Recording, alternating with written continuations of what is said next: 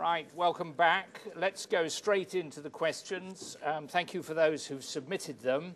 I'm going to group some of them, and we're going to start with one which I think is directed at Rowan. Well, actually two. What measures should government and industry enact for future stability in the main aspects of the regime so that the UK can compete for capital against Norway and the Netherlands and other mature basins? And allied to that, what would be an ideal fiscal regime for the UKCS as a mature basin which recognises the returns for both the industry and the government? So I think those two things go together. Rowan, would you like to crack off? Thank you. So, nice, easy questions to kick off things.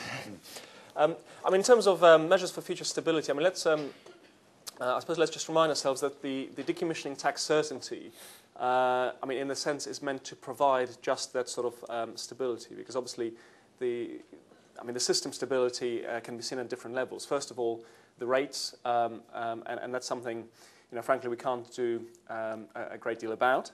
But also the existence of the system and the reliefs for the costs around decommissioning that obviously will come.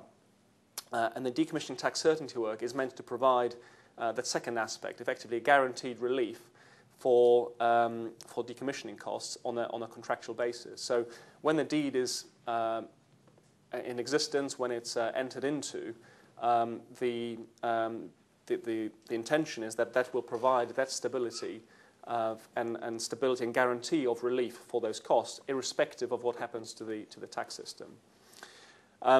On the second question around what the ideal fiscal regime might look like, I mean, I think I picked on some examples from Norway and Netherlands, which, if we're starting again, if we're starting with a clean sheet of paper, those are the sorts of things that you might look at. I mean, I think unfortunately where we are is a system that's evolved over time, and many of the things that are being done now certainly weren't contemplated back in 1975. So we have an evolution, and I think with that an element of complexity.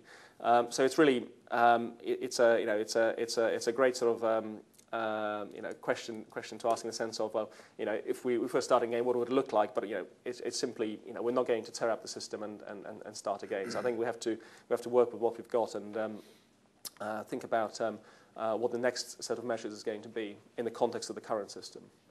I don't know if Mike, do you want to add to that?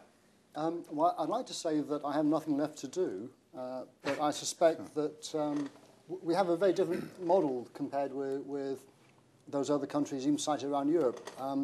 We truly are a very Anglo-Saxon adversarial model, where both industry and government are fighting to seek to get their most out of the North Sea. And I think that creates a creative tension where that will continue to express itself and evolve. In very mature things, yes, we have been taxed too heavily to maximise recovery. Yes, that's now noticed.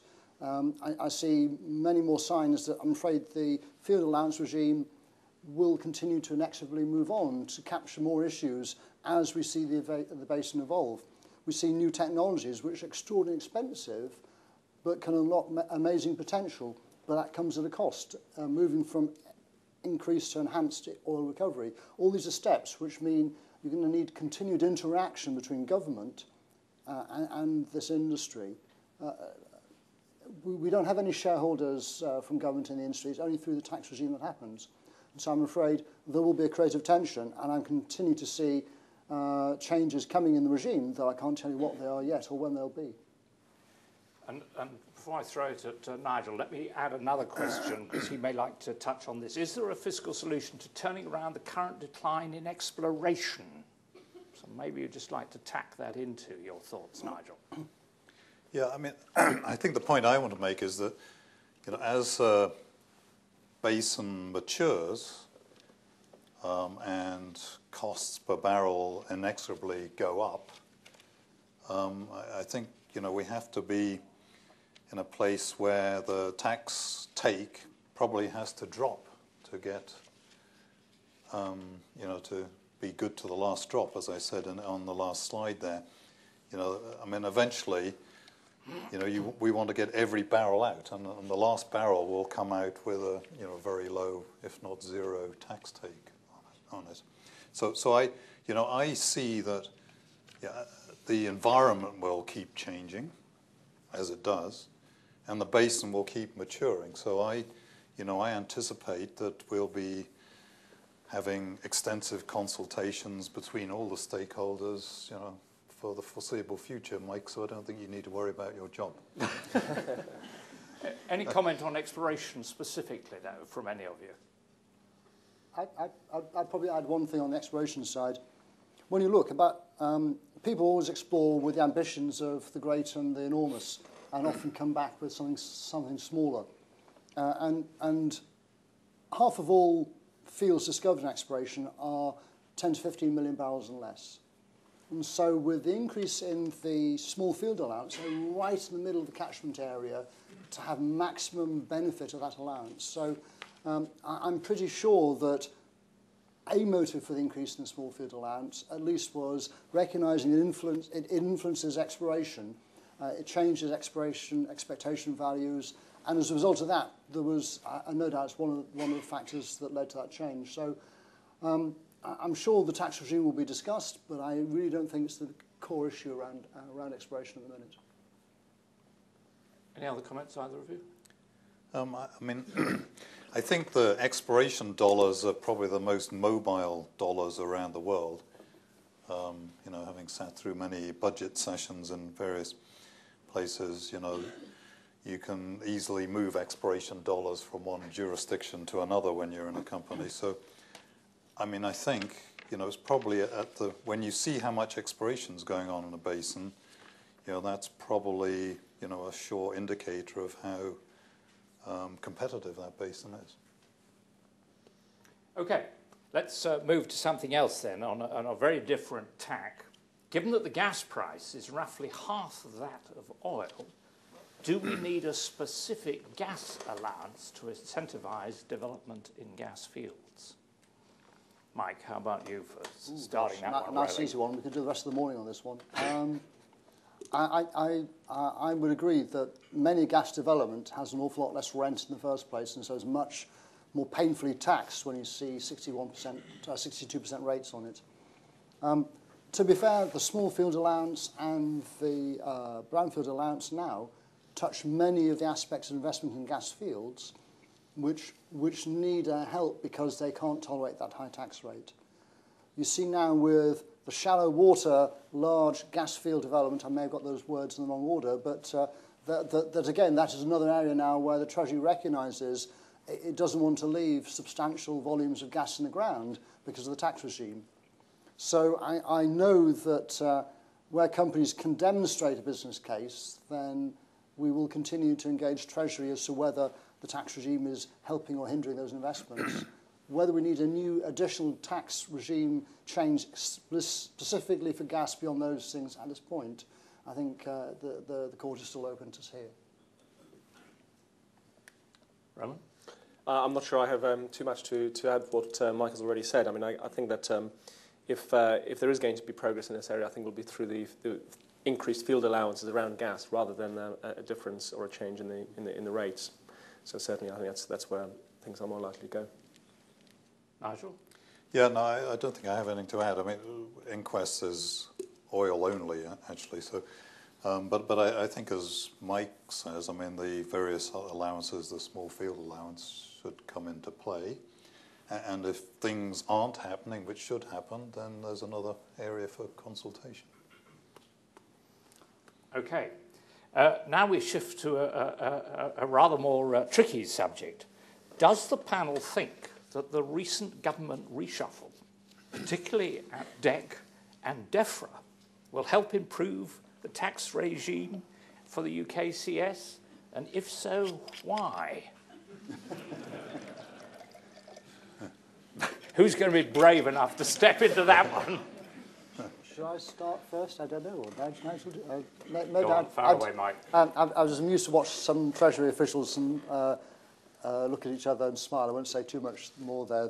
I think, to be fair, I'd also like to pay credit to Charles Hendry and his really strong effort. He worked very closely with Treasury and Treasury ministers to create a very joined-up government, and that attitude also shared by his officials. So the good news is the officials are still there. I think we still miss the Energy Minister that's departed, Charles Hendry, for both his challenge and his vigour, and I'm sure that that attitude will still be there within DEC. But the officials are still there and very well engaged. And as we know, even today, most ministers rely on their officials as part of their daily job. So let's hope so. Is either of the other you going to step into this one? I suppose, I mean, the only comment I suppose I'll make, I mean, I think that the having corporate or government department or you know, even within professional services, memory of the discussions that have gone on, I think is a vitally important thing, because as you go through the consultation process, there's a number of discussions and points which are agreed, and I think having longevity and succession plan in place to ensure that those discussions are preserved, memorized, and you know, not U-turned 12, 18, 2 years later is vitally important. And actually, when you think about it in the context of taxation, I mean, petroleum revenue tax, I mean, it's a real issue both for companies, HMRC, for professional advisors. That it's a tax that's been in place for a very long time. And the number of people who practice on a daily basis is diminishing.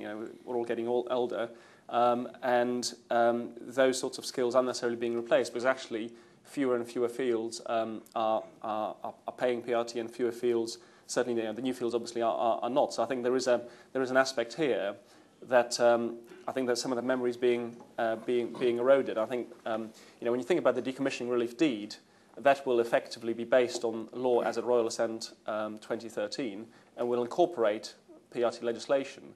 So, in 20 years' time, those provisions will still be relevant to give people certainty around decommissioning tax relief.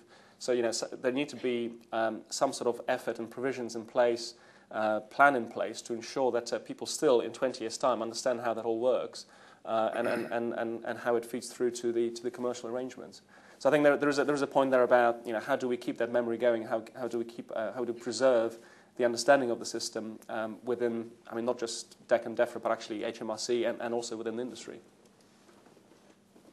Nigel, anything to add? I think all I'd say is that with the experiences of the last 18 months, I think the level of dialogue and consultation that goes on between officials at the various ministries, Treasury, HMRC and the industry is actually very effective at the moment, and I look forward to it continuing like that.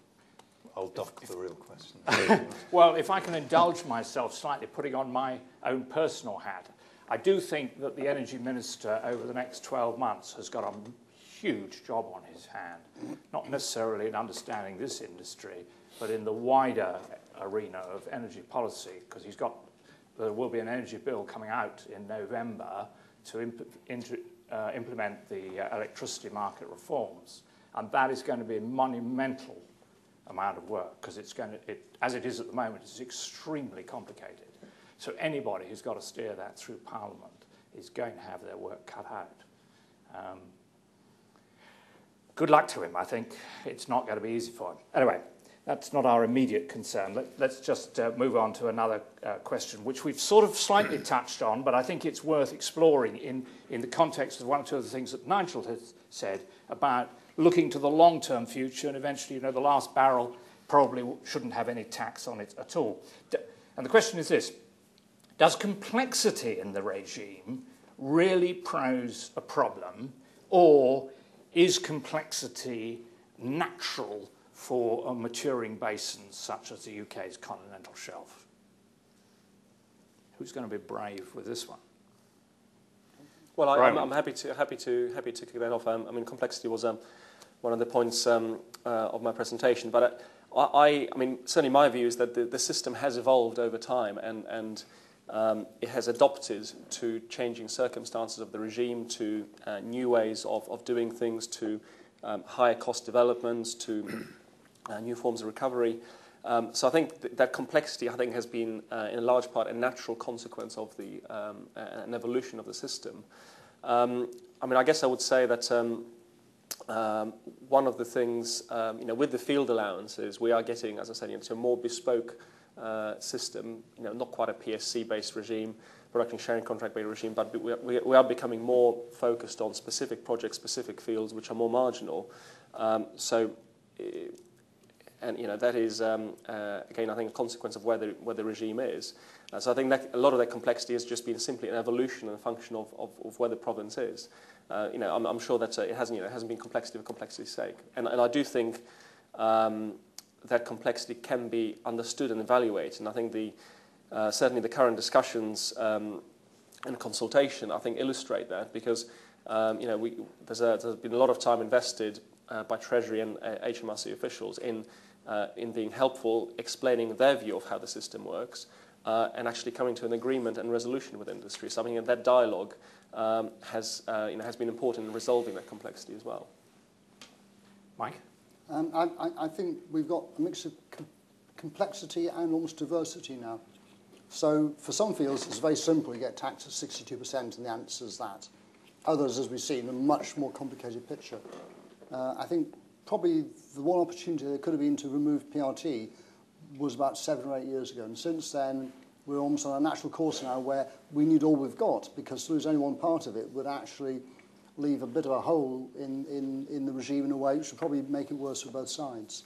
So I would say, though, that it is a sufficiently complex regime that Roman and his colleagues and many other companies no doubt devote a lot of hours to simply explaining to existing companies, as well as to new people, to quite how the regime works. And it's amazing how often I'm even involved in conversations. I certainly am no expert on many of these things, to actually make sure people understand and evaluate field economics in the correct way, because it isn't an easy job. Nigel, would you like to add to that?